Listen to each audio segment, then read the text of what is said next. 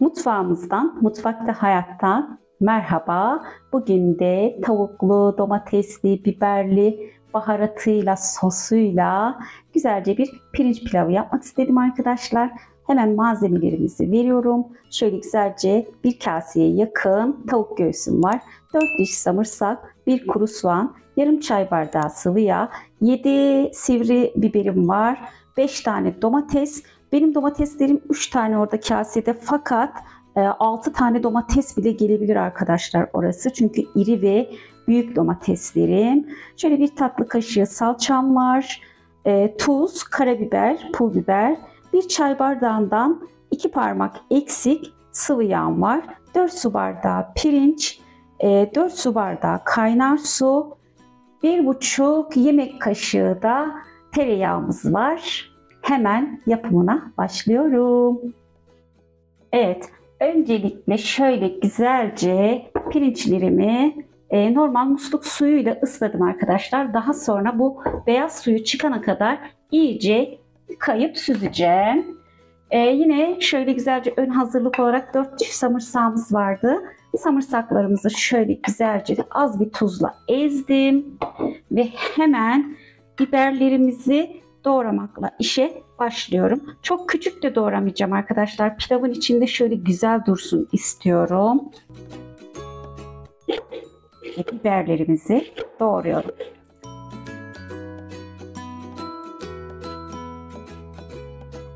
Kuru soğanımızı da şöyle ikiye ayırdım.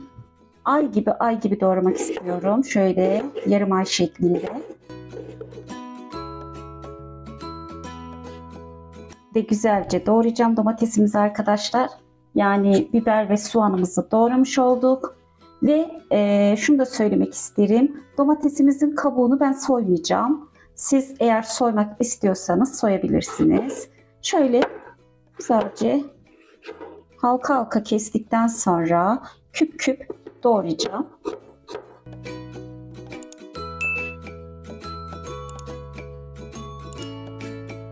Domatesimizi, yeşil biberimizi, kuru soğanımızı güzelce doğradım. Ön hazırlıklarımızı yine yaptım arkadaşlar. Şöyle güzelce pirincimiz de suyun içerisindeydi. Bir 15 dakika falan bekleteceğim. Daha sonra iyice yıkayıp pilavımızı yapmaya başlayacağım. Öncelikle sosumuzu yapmakla işe başlıyorum arkadaşlar. Pilavımızı yaparken şöyle ocağımızın altını açtım. Güzelce sıvı yağımızı ilave ediyorum. Hemen içerisine tavuklarımı ilave edeceğim. Yalnız şöyle birazcık yağımın ısınmasını bekliyorum. Tavuk göğsümüzü ilave ediyorum yağımıza ve şöyle güzelce iyice kavuracağım.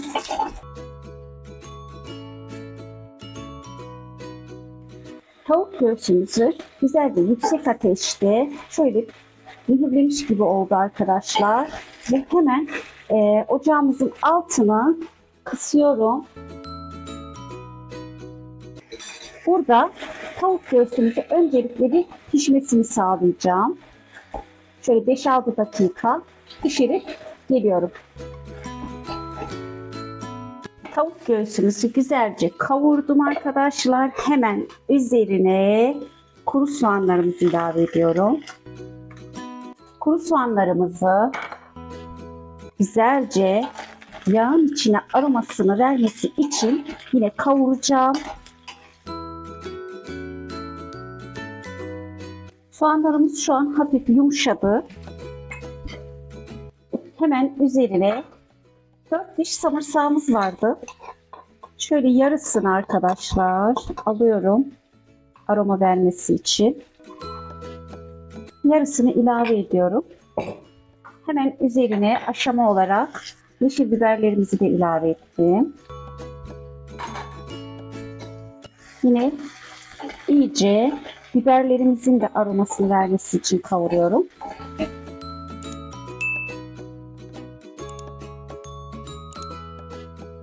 İyice tüm aromalar soğanın, samırsağın, biberin yağımıza harmanlanmış oldu.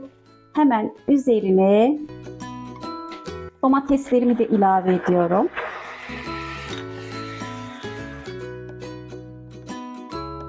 Şöyle tatlanması için hemen 1 çay kaşığı artı şöyle yarım da ilave ettim. Hemen üzerine baharat olarak da 1 çay kaşığı artı şöyle yine yarım daha ilave ettim arkadaşlar. Tam yarım da değil. Hemen üzerine yine 1 çay kaşığı artı şöyle 1 çay kaşığı daha ilave edeceğim. Siz 1 çay kaşığı daha ilave etmeyebilirsiniz. Baharatlar tamamen damak tadınıza uygun bir şekilde ilave edebilirsiniz. Şöyle harmanlıyorum. Hemen salçamızı da ilave ediyorum. Domatesi kavurmuyorum hemen. Tüm salçamızı güzelce domateslerimize kaplaması için şöyle harmanlayacağım. Buradaki amaç salçayı direkt domatesleri iyice kavurmadan ilave ettim. Kabuklarını atmasın diye. Eğer kavurmuş olsaydım domatesimiz kabuklarını atacaktı. Bu da çirkin bir görünüm olur. Güzel de olmaz. O yüzden hemen kavurmadan salçayı ilave edelim bu aşamada.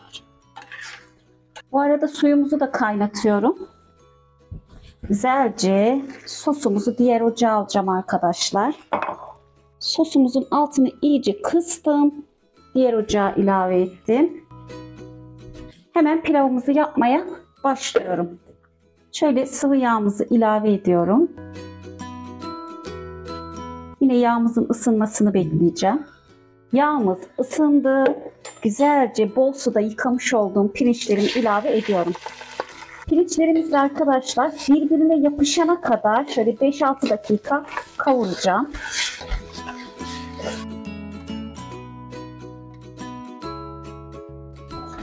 Pirinçlerimiz şöyle güzelce yapış yapış oldular arkadaşlar. Biraz daha kavurursam zaten bunlar ayrılacak birbirinden. Şöyle göstereyim. Resmen birbirine yapıştı. Hemen bu aşamada üzerine şöyle ocağımızın altında kısacağım.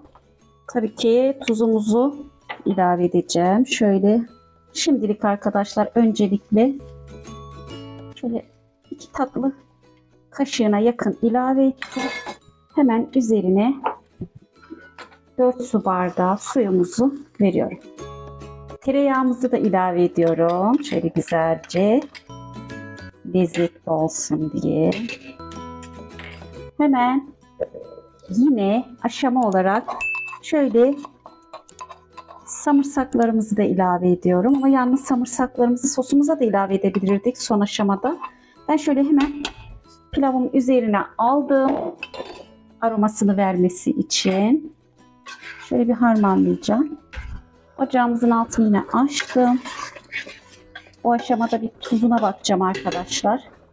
Gayet güzel. Üzerine sosumuzu da ilave ediyorum. Şöyle hafif karıştıracağım. Çok fazla değil. İyice tamamen kaynıyor. Ocağımızın altını da iyice kıstım arkadaşlar. Şöyle göstereyim. Kapağımızı da kapatıyorum. Kontrollü bir şekilde pişmeye bırakıyorum.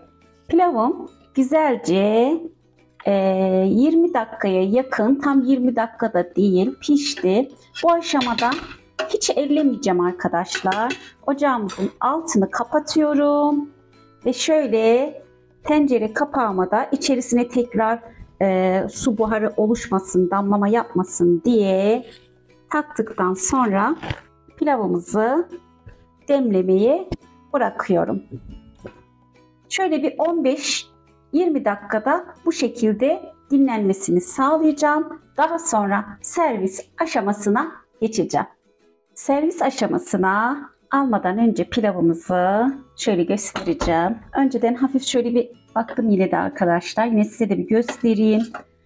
Şöyle alttan karıştırdığımız zaman pilavın dağıldığını hemen göreceksiniz. Tane tane oluyor ve biberlerimiz yeşilliğini korudu. Domateslerimiz de aşama aşama tüm yapmaya uyarsanız salçasını falan sonradan kattığınız zaman kesinlikle kabuğunda herhangi bir ayrılma oluşmayacak ve sunum aşamasına geçiyorum.